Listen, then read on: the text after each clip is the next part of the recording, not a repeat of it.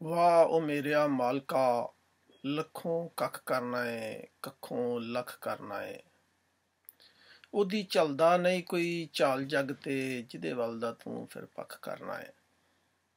ਜਿਹਦਾ ਰੱਬ ਪੱਖ ਮਾਰੇ ਯਾਰੋ, ਇੱਥੇ ਤੇ ਜਿਹਦਾ ਕੋਈ MPA ਜਾਂ MNA ਜਾਂ ਕੋਈ SP ਵੀ ਪੱਖ ਮਾਰੇ, ਉਹ ਇਲਾਕੇ ਦਾ ਮੋਹਤਬਰ ਹੁੰਦਾ ਹੈ, ਰਾਣੀ ਖਾਨ ਦਾ ਸਾਲਾ ਹੁੰਦਾ ਉਹ।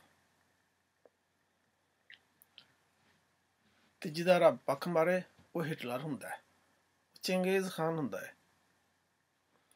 ਭਾਵੇਂ ਤੁਸੀਂ ਮੰਨੋ ਭਾਵੇਂ ਨਾ ਮੰਨੋ, ਪਰ ਮੈਂ ਤੇ ਇਹ ਯਕੀਨ ਰੱਖਣਾ ਵਾ ਕਿ ਹਿਟਲਰ ਹੋਵੇ ਕਿ ਜਾਰਜ ਬੁਸ਼,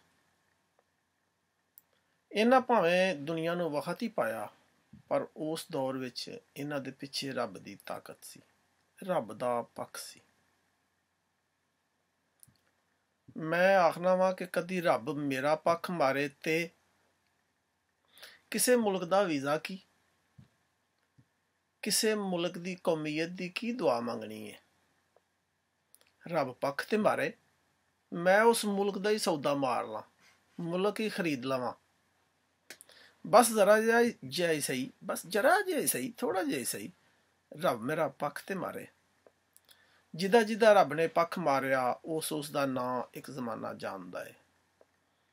ਜੇ ਰੱਬ ਮੇਰਾ ਪੱਖ ਮਾਰੇ, ਜੇ ਮੈਂ ਰੱਬ ਕੋਲੋਂ ਮੰਗਾਂ ਕਿ ਮੇਰਾ ਰੱਬਾ ਮੇਰਾ ਵੀ ਪੱਖ ਮਾਰ, ਮੈਂ ਇਹ ਨਹੀਂ ਮੰਗਾਂਗਾ ਜਿਵੇਂ ਮਹਿਮੂਦ ਗਜ਼ਨਵੀ ਦਾ ਪੱਖ ਮਾਰਿਆ ਸੀ, ਜਿਵੇਂ ਅਹਿਮਦ ਸ਼ਾਹ ਅਬਦਾਲੀ ਦਾ ਪੱਖ ਮਾਰਿਆ ਸੀ, ਐਵੇਂ ਇਹ ਕੀ ਮੰਗਣਾ ਹੋਇਆ ਕਿ ਹੁਣ ਬੰਦੇ ਮਾਰਨ ਲਈ ਰੱਬ ਦੇ ਕੋਲੋਂ ਬੰਦਾ ਸਾਥ ਮੰਗਣ ਲੱਗ ਪਵੇ। ਇਹ ਕੀ ਮੰਗਣਾ ਹੋਇਆ ਕਿ ਬੰਦਾ ਬਸ ਬੰਦੇ ਮਾਰਨ ਲਈ ਰੱਬ ਕੋਲੋਂ ਸਾਥ ਮੰਗਣ ਲੱਗ ਪਵੇ। ਮੈਂ ਤੇ ਮੰਗਾਂਗਾ ਉਹ ਚੀਜ਼ ਜਿਹੜੀ ਮੰਗੀ ਸੀ ਇਬਰਾਹੀਮ ਅਲੈਹਿਸਲਾਮ ਨੇ, ਮੇਰੇ ਰੱਬਾ ਮੈਨੂੰ ਉਹ ਜਿਹੜੇ ਲੋਕਾਂ ਵਿੱਚ ਕੰਮ ਆਉਣ, ਜਾਂ ਅੱਲਾ ਮੈਨੂੰ ਉਹ ਹੁਨਰ ਦੇ ਜਿਹੜੇ ਲੋਕਾਂ ਵਿੱਚ ਕੰਮ ਆਉਣ, ਮੈਨੂੰ ਉਹ ਇਲਮ ਦੇ ਜਿਹੜੇ ਇਲਮ ਮੇਰਾ ਤੇ ਮੇਰੀ ਔਲਾਦ ਦਾ ਨਾਂ ਉੱਚਾ ਕਰਨ। ਮੇਰੇ ਰੱਬਾ ਕੁਝ ਇੰਝ ਦਾ ਕਰ ਦੇ, ਮੇਰੀਆਂ ਆਦਤਾਂ ਉਹਨਾਂ ਲੋਕਾਂ ਜਿਹੀਆਂ ਹੋ ਜਾਣ ਜਿਨ੍ਹਾਂ ਲੋਕਾਂ ਦੇ ਨਾਂ ਤੂੰ ਅਮਰ ਕਰ ਦਿੱਤੇ ਰਹਿੰਦਿਆਂ ਜ਼ਮਾਨਿਆਂ ਤੱਕ, ਤੇ ਉਹਨਾਂ ਦੀ ਔਲਾਦ ਨੂੰ ਤੇ ਉਹਨਾਂ ਦੀਆਂ ਆਉਣ ਵਾਲੀਆਂ ਨਸਲਾਂ ਨੂੰ ਤੂੰ ਦੂਜਿਆਂ ਲੋਕਾਂ ਤੇ ਹੁਕਮਦਾਰ ਬਣਾ ਦਿੱਤਾ। ਹਾਂ, ਉਹਨਾਂ ਲੋਕਾਂ ਦੀ ਪਿਆ ਗੱਲ ਕਰਨਾ ਹਾਂ ਜਿਨ੍ਹਾਂ ਨੂੰ ਤੂੰ ਅਨਮਤ ਅਲੈਹਿਮ ਆਖਿਆ ਹੈ। ਮੇਰਾ ਰੱਬਾ ਮੇਰਾ ਵੀ ਪੱਖ ਮਾਰ, ਮੈਂ ਤੇਰੀ ਹਮਦ ਕਰਦਾ ਰਵਾਂ, ਮੇਰੀਆਂ ਆਉਣ ਵਾਲੀਆਂ ਨਸਲਾਂ ਵੀ ਤੇਰੀ ਹਮਦ